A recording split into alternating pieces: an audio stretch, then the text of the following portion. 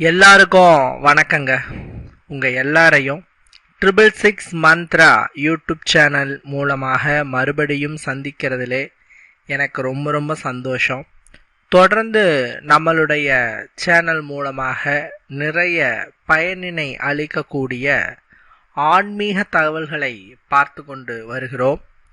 அந்த வகையில் இந்த வீடியோ பதிவில் பார்க்கக்கூடிய ஆன்மீக தகவல் என்ன அப்படின்னு கேட்டிங்கன்னா, பிறக்க இருக்கிற 2025 ஆண்டில் ராஜயோகம் பெற்று கோடீஸ்வரர்களாக மாறப்போகும் 5 ராசியினர் யார் அப்படிங்கிறத பற்றி தான் இந்த வீடியோவில் பார்க்க போகிறோம்.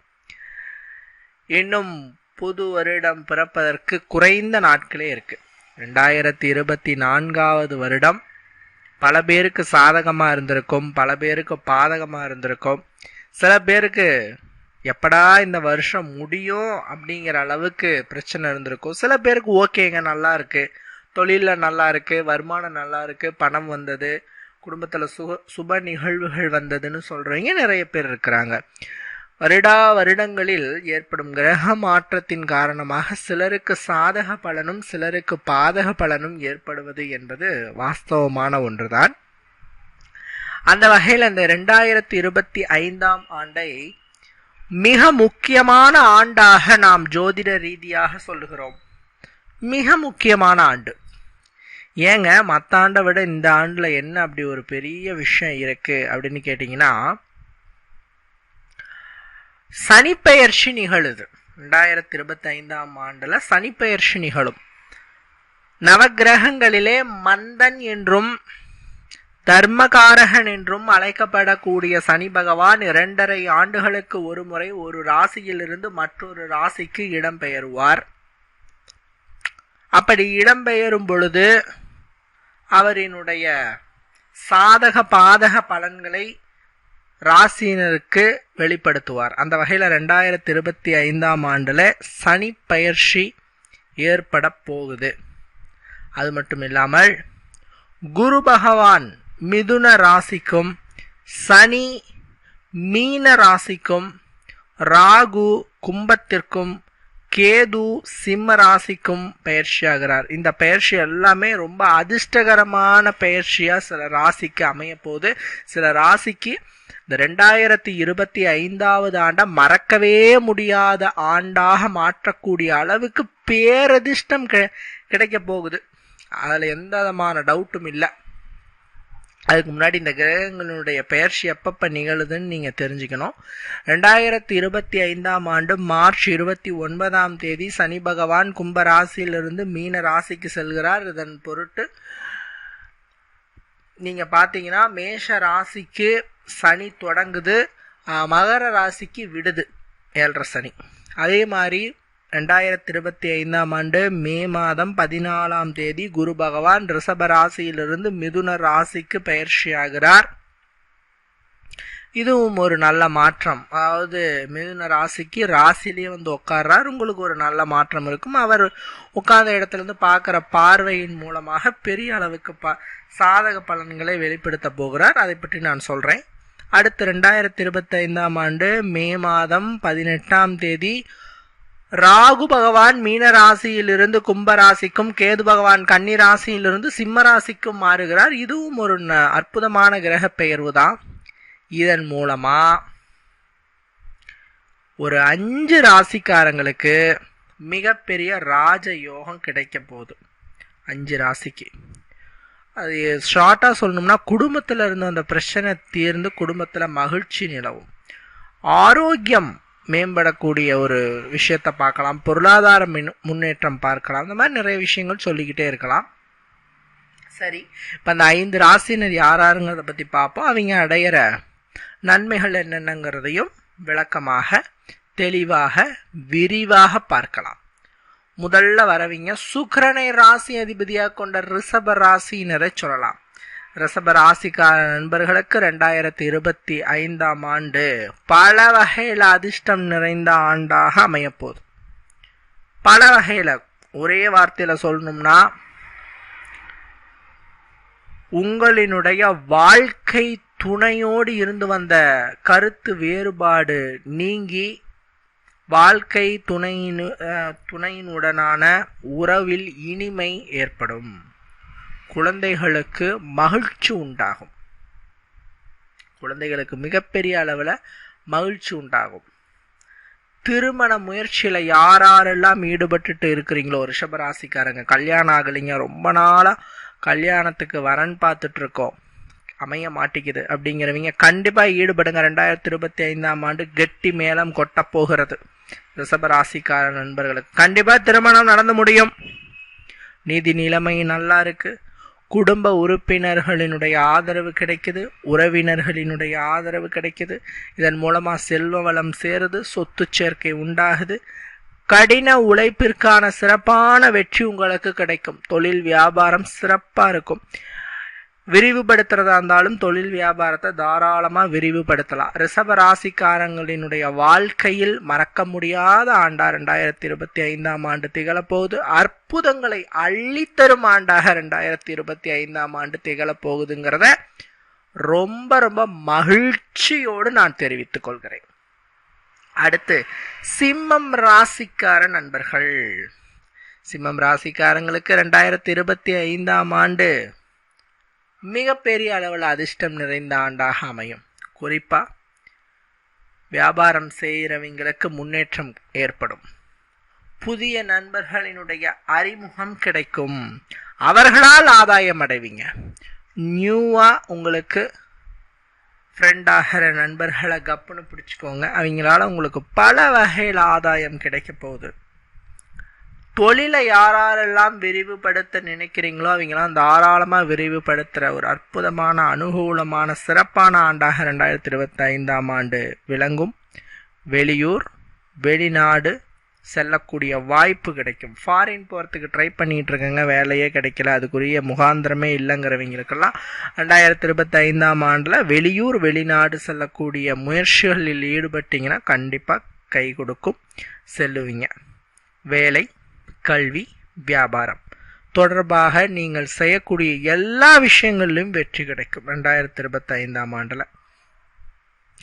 அதே மாதிரி உங்களுடைய வாழ்க்கை துணையோடு இருந்து வந்த கருத்து வேறுபாடு நீங்கும். நல்லா இணக்கமாக செயல்படுவீங்க. வாழ்க்கை துணையால் சிறப்பான ஆதாயம் கிடைக்கக்கூடிய அற்புதமான ஆண்டாக இந்த 2025ஆம் ஆண்டாகப்பட்டது சிம்மம் ராசிக்காரங்களுக்கு திகழப்போகுது. அடுத்து கன்னிராசிக்கார நண்பர்கள். கன்னிராசிக்காரங்களுக்கு எப்படிங்க இருக்கு? 2025ஆம் ஆண்டில் கிரகங்களினுடைய பரிபூரண ஆசி கன்னிராசிக்காரங்களுக்கு கண்டிப்பாக கிடைக்குது. அதே மாதிரி நீங்கள் இத்தனை நாள் கும்பிட்ட வேண்டுதல் தெய்வம் கண் திறக்கவே இல்லையே அப்படின்னு சொன்னவங்களுக்கெல்லாம் கன்னிராசிக்காரங்களுக்கு 2025ஆம் ஆண்டு தெய்வம் கண்ணை திறக்க போகுது. உங்களுடைய அனைத்து செயல்களிலும் வெற்றியை கொடுக்க போகுது. இத்தனை நாள் என்ன காரியத்துக்கு துடிச்சுக்கிட்டு இருந்தீங்களோ அந்த காரியம் தடையில்லாமல் நிறைவேறப்போகுது. நீங்கள் முன்னெடுக்கக்கூடிய எந்த ஒரு வேலையிலும் இருந்து வந்த தடைகள் நீங்கி வெற்றி கிடைக்கும் ஆண்டாக 2025ஆம் ஆண்டாகப்பட்டது திகழப்போகுது. உத்தியோகத்தில் முன்னேற்றம் கிடைக்கும், பதவி உயர்வு கிடைக்கும், நல்ல வாய்ப்புகள் கிடைக்கும். அரசு வேலைக்கு கன்னிராசிக்காரங்க தயாராகிக்கிட்டு இருந்தீங்க அப்படின்னு சொன்னால் அவர்களுக்கெல்லாம் அரசு வேலைக்கு உண்டான அந்த ஒரு சூழ்நிலை, அனுகூலமான சூழ்நிலை அதிகமாக இருக்குது. ஸோ ப்ராக்டிஸ் பண்ணுங்கள், நல்லா படிங்க. கண்டிப்பாக 2025ஆம் ஆண்டில் கன்னிராசிக்காரங்க கவர்மெண்ட் ஜாப் வாங்கிடலாம். சகோதர சகோதரிகளால் வெற்றிகள் குவியும். அவங்களால ஆதரவு கிடைக்கும். அவங்களுடைய ஆலோசனையினால் உங்களுடைய பொருளாதாரம் மேம்படும். பணம் பல மடங்கு பெருகக்கூடிய வாய்ப்புகளை உங்களுக்கு அது ஏற்படுத்தி கொடுக்கும். சுருக்கமாக சொன்னால் 2025ஆம் ஆண்டு உங்களுக்கு பேரதிர்ஷ்டம் கொடுக்கும் ஆண்டாக, சிறந்த வேலையில் உங்களை உட்கார வைக்கும் ஆண்டாக கண்டிப்பாக அமைய போகுதுன்னு என்னால் உறுதியாக சொல்ல முடியும். அடுத்து யாருங்க? துலா ராசிக்கார நண்பர்கள். துலா ராசிக்காரங்களுக்கு எப்படிங்க இருக்கு? 2025ஆம் ஆண்டில் சாதகமான சூழ்நிலை தான் இருக்குது. தொழில் ரீதியாக சாதகமான பலன்கள் கிடைக்குது. ஜாப் செஞ்சிட்ருக்கேங்க, சொந்த தொழில் பண்ணிகிட்ருக்கேங்க, சிறப்பாக இருக்கும். உத்தியோகத்தில் பதவி உயர்வும் பாராட்டும் கிடைக்கும். அதாவது மற்றவங்களுக்கு கீழே வேலை செய்கிறவங்க, சொந்த தொழில் செய்கிறவங்களுக்கு அந்த தொழிலை மேம்படுத்துவீங்க. மற்றவங்களுக்கு கீழே வேலை செய்கிறவங்களுக்கு உத்தியோகத்தில் பதவி பாராட்டு கிடைக்கும். கடின உழைப்புக்கான பலன் நிச்சயமாக கிடைக்கும். சொந்த தொழிலில் கூட்டாளிகளின் முழு ஆதரவை பெறுவீங்க. கூட்டு தொழிலில் நல்ல முன்னேற்றத்தை அடைவீங்க. வருமானம் பன்மடங்கு உயரக்கூடிய சாதகமான சூழ்நிலை உங்களுக்கு அமைய இருக்கு. சுப செலவுகள் ஏற்படும்.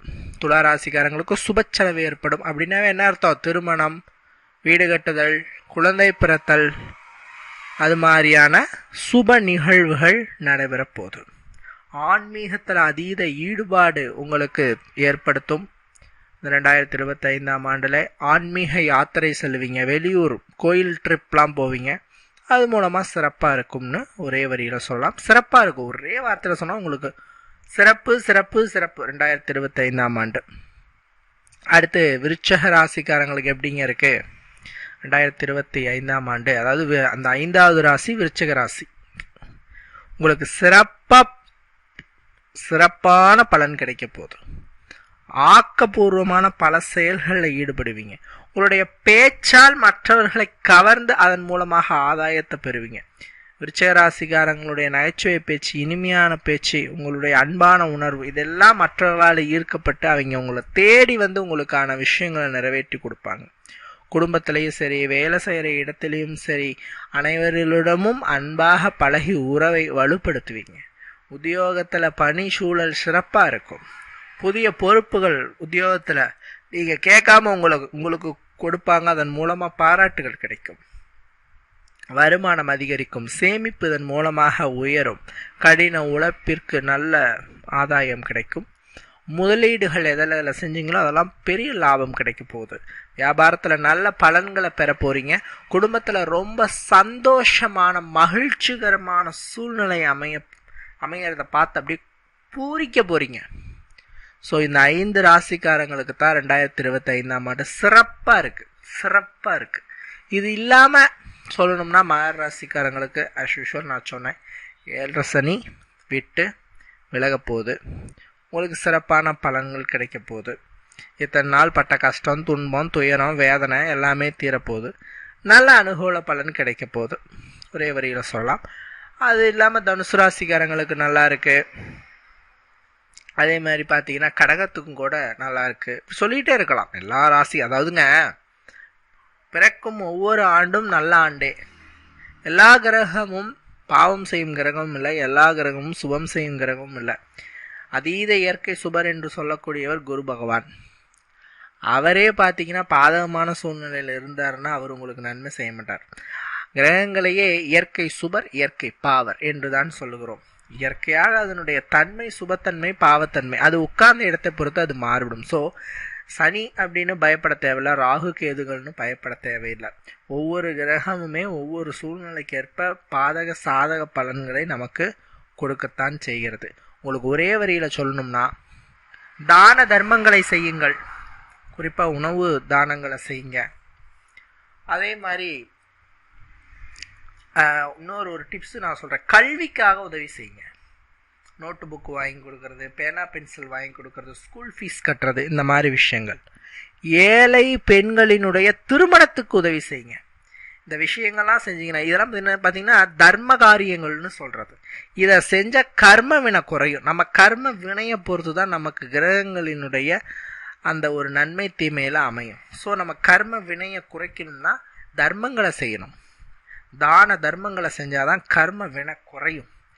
அந்த கர்ம வினையை குறைக்கிறதுக்கு முடிஞ்ச அளவுக்கு எல்லா ராசியுமே சொல்கிறேன், வாரத்தில் ஒரு நாள், ஒரு 5 வாரத்தில் ஒரு நாள் கூட வேணாங்க, மாதத்தில் ஒரு நாள் அமாவாசை கண்டா ஒரு 5 பேருக்கு வறியவர்களுக்கு சாப்பாடு வாங்கி கொடுங்க.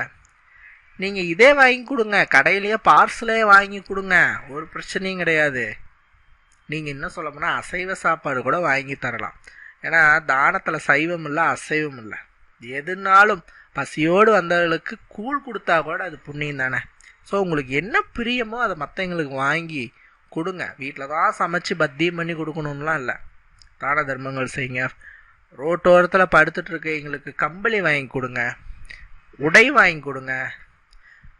ஏழை பிள்ளைகளுக்கு ஸ்கூல் ஃபீஸ் கட்டுங்க. அந்த அளவுக்கு எனக்கு வசதி இல்லைன்னா பேக் வாங்கி கொடுங்க, நோட் வாங்கி கொடுங்க. இதெல்லாமே போதுங்க. உடல் மாற்றுத்திறனாளிகள் கஷ்டப்படுறவங்க, குழந்தைங்களை வச்சுட்டு கஷ்டப்படுறவங்க, அதே மாதிரி மாற்றுத்திறனாளிகளை வச்சுட்டு வேதனைப்படுறீங்க, அவங்களுக்குலாம் உதவி செய்யுங்க. இதெல்லாம் கர்ம வினையை அழகாக குறைக்கும். இது உங்கள் வம்சத்தையே வாழ வைக்கும். உங்களோடு மட்டும் நிற்காது, உங்கள் வம்சத்தையே வாழ வைக்கும். இதெல்லாம் செஞ்சால் எந்த கிரகத்தை பற்றியும் நீங்கள் கவலைப்பட தேவையில்ல. சொல்லப்போனால் கடவுளுக்கு கூட நீங்கள் பயந்துக்க தேவையில்ல. கடவுளே உங்கள் முன் மண்டிட்டு உனக்கு என்ன வேணும்னு கேட்பார். கடவுளை நீங்கள் வான்னு சொல்லாதீங்க, கடவுளை உங்களை தேடி வரவைங்க. கடவுள் யாருக்கு அடிமையாவார் தெரியுமா? மக்களுக்கு சேவை செய்பவர்களுக்கு கடவுள் அடிமையாவார். ஸோ மக்களுக்கு கொடுங்க. மக்களுக்கு கொடுப்பது தான் மகேசனுக்கு கொடுப்பது. ஸோ மக்களுக்கு கொடுங்க, இல்லாதவங்களுக்கு கொடுங்க. இருக்கிறவங்களுக்கு கொடுக்கறதுல என்ன பலன்? ஸோ இல்லாதவங்களுக்கு கொடுத்தீங்கன்னா அந்த கடவுளே இறங்கி வந்து உங்களுடைய கோரிக்கையை நிறைவேற்றுவார். இது ஒரு 2025ஆம் ஆண்டில் ஒரு சிறந்த தகவலாக இருக்கும் நம்புறேன். இந்த 5 ராசிக்காரர்கள் சிறப்பான பலன்களை பெறுபவர்களாக இருக்கிறார்கள். சிறப்பான அனுகூலமான நன்மைகளை பெறக்கூடிய ஆண்டாக இந்த 2025ஆம் ஆண்டு திகழப் போகுது. கண்டிப்பாக இந்த வீடியோ உங்களுக்கு பயன் தரக்கூடிய வகையில் இருந்திருக்கும் நான் நம்புகிறேன். மற்றும் ஒரு ஆன்மீக தகவல் வீடியோவில் உங்களை நான் சந்திக்கிறேன். நன்றி, வணக்கம்.